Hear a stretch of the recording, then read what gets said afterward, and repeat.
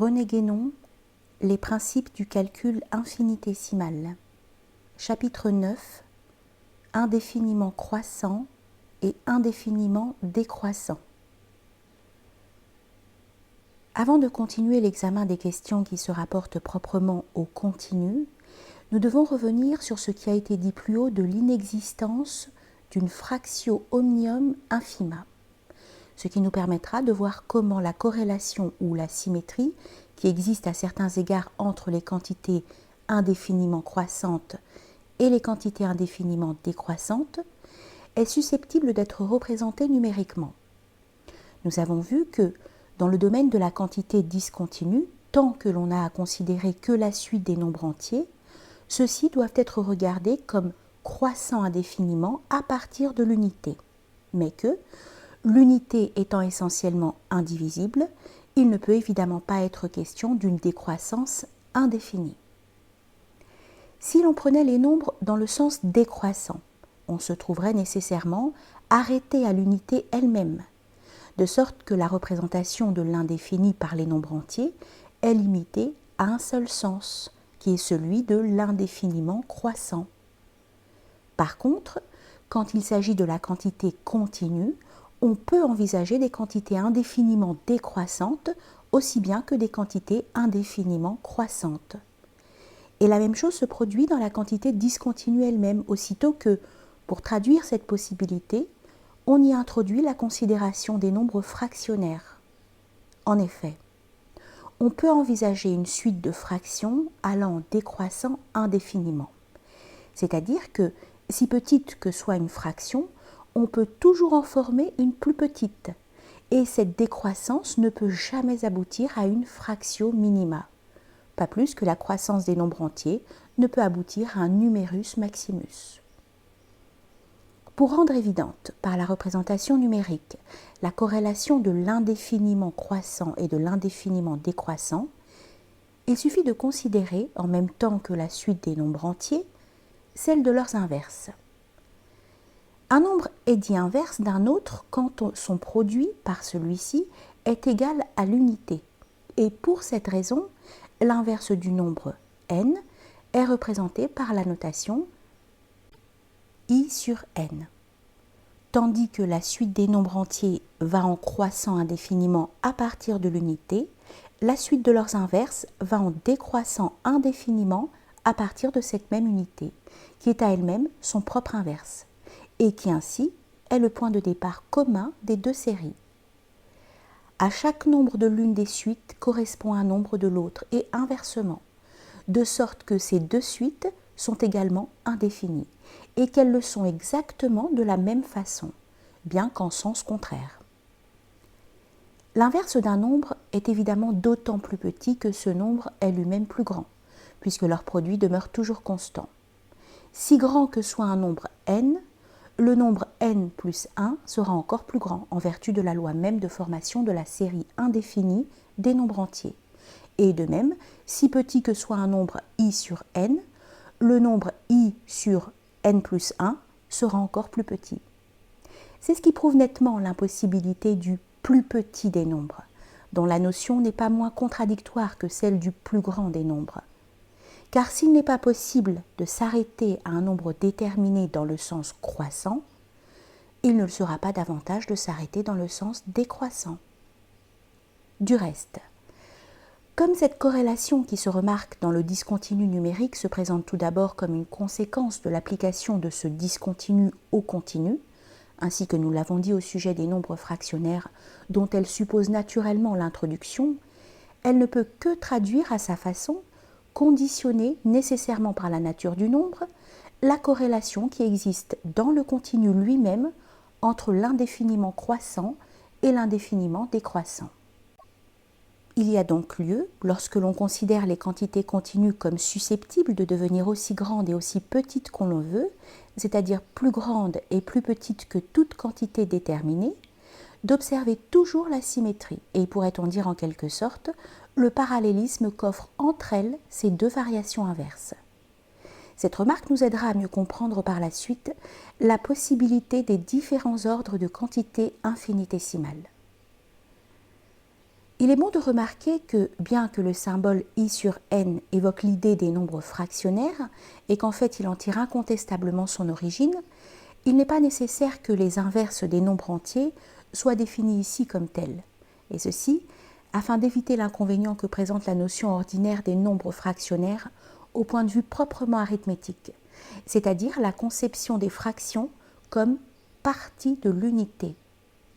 Il suffit en effet de considérer les deux séries comme constituées par des nombres respectivement plus grands et plus petits que l'unité, c'est-à-dire comme deux ordres de grandeur qui ont en celle-ci leur commune limite, en même temps qu'ils peuvent être regardés l'un et l'autre comme également issus de cette unité, qui est véritablement la source première de tous les nombres. De plus, si l'on voulait considérer ces deux ensembles indéfinis comme formant une suite unique, on pourrait dire que l'unité occupe exactement le milieu dans cette suite des nombres, puisque comme nous l'avons vu, il y a exactement autant de nombres dans l'un de ces ensembles que dans l'autre.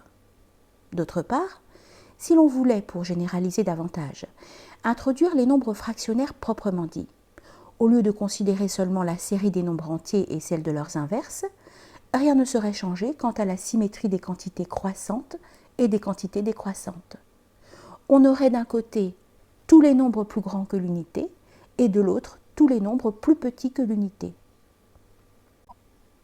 Ici encore, à tout nombre a sur b inférieur à 1, il correspondrait dans l'autre groupe un nombre b sur a supérieur à 1. Et réciproquement, de telle façon que a sur b multiplié par b sur a égale 1, de même qu'on avait tout à l'heure n multiplié par i sur n égale i.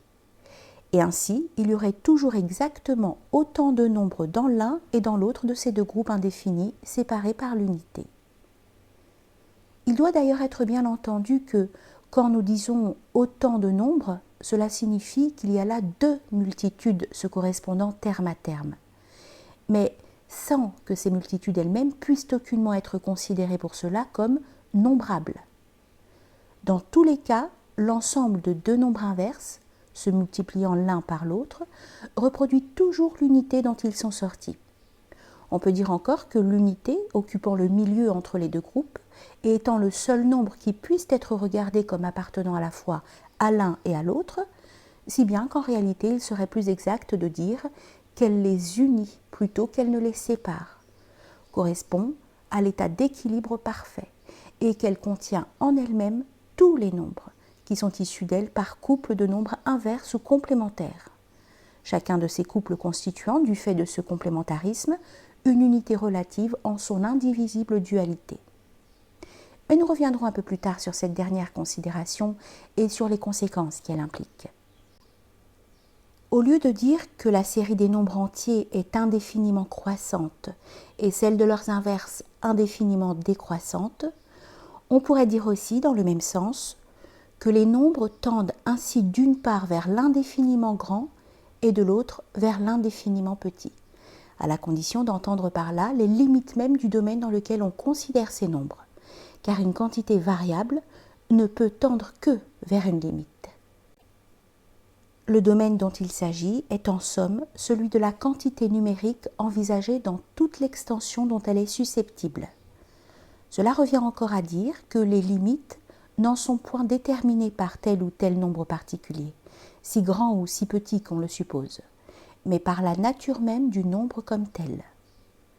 C'est par là même que le nombre, comme toute autre chose de nature déterminée, exclut tout ce qui n'est pas lui, qu'il ne peut nullement être question ici d'infini. D'ailleurs, nous venons de dire que l'indéfiniment grand doit forcément être conçu comme une limite, bien qu'il ne soit en aucune façon un terminus ultimus de la série des nombres. Et l'on peut remarquer à ce propos que l'expression « tendre vers l'infini », employée fréquemment par les mathématiciens dans le sens de croître indéfiniment, est encore une absurdité, puisque l'infini implique évidemment l'absence de toute limite, et que, par conséquent, il n'y aurait là rien vers quoi il soit possible de tendre. Ce qui est assez singulier aussi, c'est que certains, tout en reconnaissant l'incorrection et le caractère abusif de cette expression tendre vers l'infini, n'éprouve d'autre part aucun scrupule à prendre l'expression tendre vers zéro, dans le sens de décroître indéfiniment. Cependant, zéro, ou la quantité nulle, est exactement symétrique par rapport aux quantités décroissantes de ce qu'est la prétendue quantité infinie par rapport aux quantités croissantes. Mais nous aurons à revenir par la suite sur les questions qui se posent plus particulièrement au sujet du zéro et de ses différentes significations. Puisque la suite des nombres dans son ensemble n'est pas terminée par un certain nombre, il en résulte qu'il n'y a pas de nombre, si grand qu'il soit, qui puisse être identifié à l'indéfiniment grand au sens où nous venons de l'entendre. Et naturellement, la même chose est également vraie pour ce qui est de l'indéfiniment petit. On peut seulement regarder un nombre comme pratiquement indéfini, s'il est permis de s'exprimer ainsi, lorsqu'il ne peut plus être exprimé par le langage ni représenté par l'écriture, ce qui, en fait, arrive inévitablement à un moment donné quand on considère des nombres qui vont toujours en croissant ou en décroissant. C'est là, si l'on veut, une simple question de perspective, mais cela même s'accorde en somme avec le caractère de l'indéfini, en tant que celui-ci n'est pas autre chose en définitive que ce dont les limites peuvent être non point supprimées, puisque cela serait contraire à la nature même des choses, mais simplement reculées jusqu'à en être entièrement perdu de vue. À ce propos, il y aurait lieu de se poser certaines questions assez curieuses. Ainsi, on pourrait se demander pourquoi la langue chinoise représente symboliquement l'indéfini par le nombre 10 000. L'expression « les 10 000 êtres », par exemple, signifie tous les êtres, qui sont réellement en multitude indéfinie ou innombrable.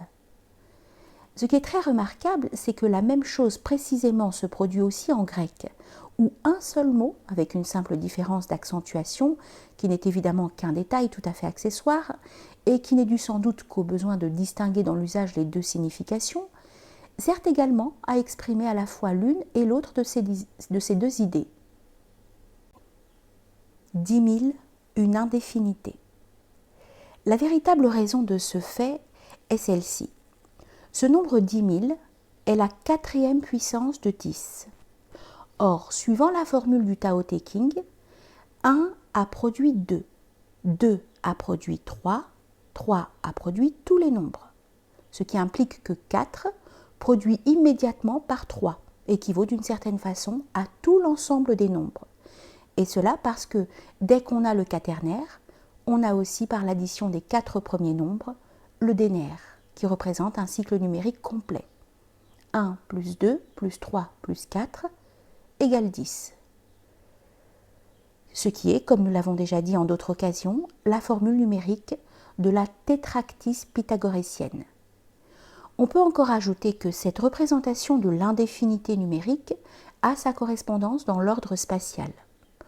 On sait que l'élévation à une puissance supérieure d'1 degré représente dans cet ordre l'adjonction d'une dimension.